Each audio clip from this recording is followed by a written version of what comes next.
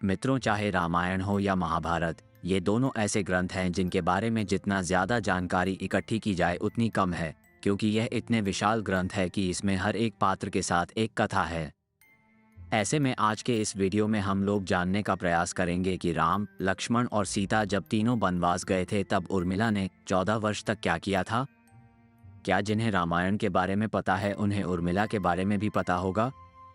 लेकिन फिर भी अगर नहीं पता तो चलिए आज के इस वीडियो में विस्तार से जानते हैं। मित्रों, पौराणिक कथाओं के अनुसार मिथिला के राजा जनक और रानी सुनैना की पुत्री उर्मिला नाग लक्ष्मी का अवतार थीं। उनकी दो संतानें भी थीं, अंगद और चंद्रकेतु। प्रभु श्री राम, माता सीता और लक्ष्मण के वनवास जाते समय उर्मिला भी अपने पति लक्ष्मण के साथ वनवास जाना चाहती थी, लेकिन लक्ष्मण ने मना कर दिया और कहा कि वृद्ध माता पिता की देखभाल करना ही उनका कर्तव्य है। इस कारण से 14 साल उर्मिला को पति से अलग अकेले काटनी पड़ी थी। लेकिन उर्मिला ने इन 14 वर्षों तक क्या किया? अगर आप जानते हैं तो कमेंट में अपने विचार ज़रूर पेश कीजिएगा, और अगर नहीं जानते तो बने रहिए इस वीडियो को अंत तक। दोस्तों, अगर आपको ये कहानी अच्छी लग रही है तो कृपया इस वीडियो को लाइक करके हमारे चैनल को सब्सक्राइब कर दीजिए।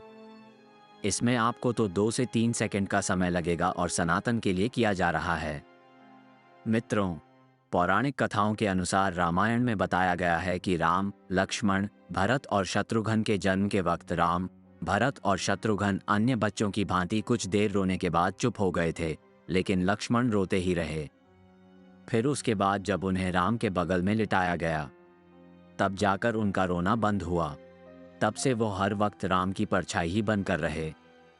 लक्ष्मण जी के लिए राम ही माता, पिता, गुरु, भाई सब कुछ थे और उनकी आज्ञा का पालन ही उनका मुख्य धर्म था। वे सदा उनके साथ छाया की तरह रहते थे। भगवान श्री राम के प्रति किसी के भी अपमानसूचक शब्द को ये कभी बर्दाश्त नहीं करते थे। वास्तव में लक्ष्मण का वनवास राम के वनवास से भी अधिक महान है। जब राजा दशरथ ने भगवान राम को 14 वर्ष के वनवास का आदेश दिया तो लक्ष्मण ने भी अपने अग्रज के साथ वन में जाने का निर्णय ले लिया। राम के वनवास जाने के समय उर्मिला भी एक पतिव्रता स्त्री की तरह अपने पति लक्ष्मण जी के साथ जाना चाहती थी, लेकिन लक्ष्मण जी ने उन्हें ले जाने से इनकार कर दिया। उर्मिला ने बहुत मिन्नतें की, वह अपने पति की सेवा करना चाहती थी, पति के हर दुख सुख की साथी बनना चाहती थी, पर लक्ष्मण जी ने कर्तव्य और धर्म की दुहाई देकर देवी उर्मिला को वन जाने से रोक दिया। लक्ष्मण कहते हैं कि मैं अपने भाई राम और भाभी सीता की सेवा करने के लिए जा रहा हूँ।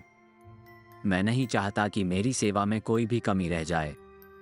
लक्ष्मण ने उर्मिला से ये कहकर इनकार कर दिया कि अयोध्या के राजा को और माताओं को उनकी आवश्यकता है। उर्मिला के लिए बहुत कठिन समय था। उर्मिला ने दिल पर पत्थर रखकर लक्ष्मण जी की बात मान ली और वहां उनके साथ नहीं गई। जब लक्ष्मण जा रहे थे उस समय सबसे विकट क्षणों में भी उर्मिला आंसू तक नहीं बहा सकी, क्योंकि उनके पति लक्ष्मण ने उनसे एक और वचन लिया था कि वह कभी भी आंसू नहीं बहाएगी, क्योंकि अगर वह अपने दुख में डूबी रहेंगी तो परिजनों का ख्याल नहीं रख पाएगी। ऐसे में जबकि वह नववधू थी और उसके जीवन की तो अभी अभी शुरुआत ही हुई थी। लक्ष्मण के वनवास जाने के बाद उर्मिला के पिता अयोध्या आए और उर्मिला को मायके चलने का अनुरोध करने लगे, ताकि माँ और सखियों के बीच उर्मिला के पति वियोग का दुख कुछ कम हो सके।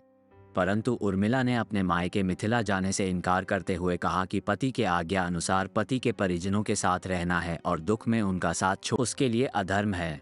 यह उर्मिला का अखंड पतिव्रता धर्म था।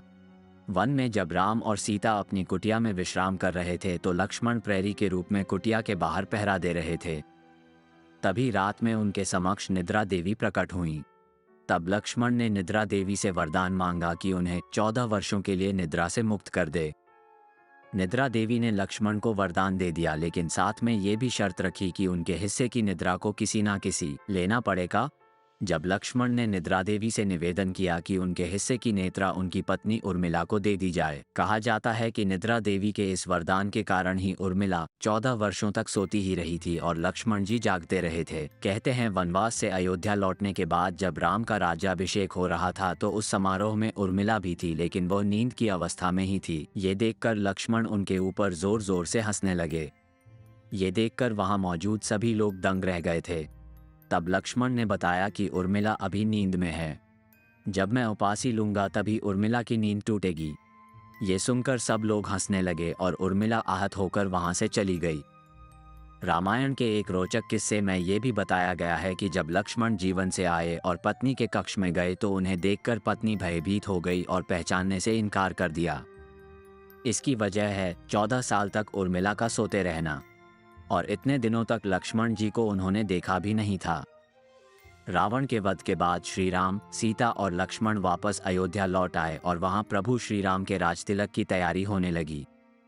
उस समय लक्ष्मण जोर जोर से हंसने लगे। तब लक्ष्मण से इस हसीन का कारण पूछा तो उन्होंने ये कहा कि सारी उम्र उन्होंने इस गड्डी दीही का इंतजार किया था कि मैं अब श्री राम का राजतिलक होते हुए देखूंगा, लेकिन अब उन्हें निद्रा देवी को दिया गया वचन पूरा करना है जो उन्होंने वनवास जाने से पहले दिया था।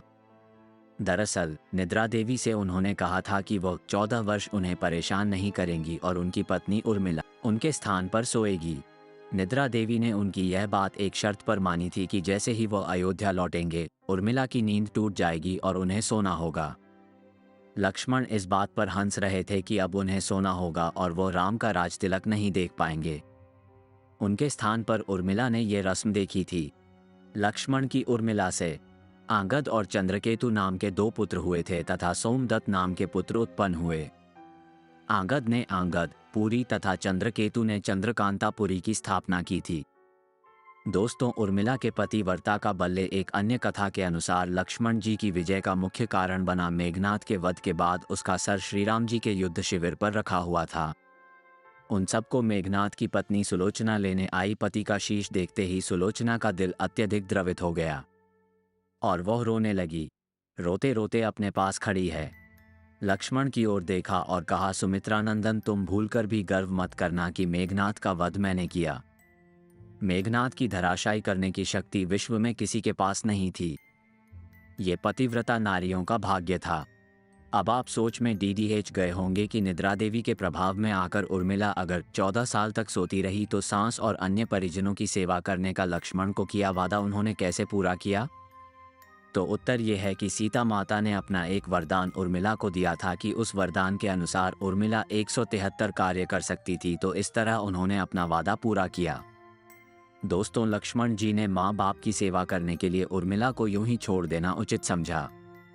उन्हें शायद पता था कि वे लोग जब वनवास जाएंगे तो उनके माता पिता को इसका गहरा सदमा लगेगा। इसीलिए लक्ष्मण जी विकट क्षणों में माँ बाप को सहारा और सहानुभूति देने के लिए उर्मिला को छोड़ डचकर वनवास चले गए।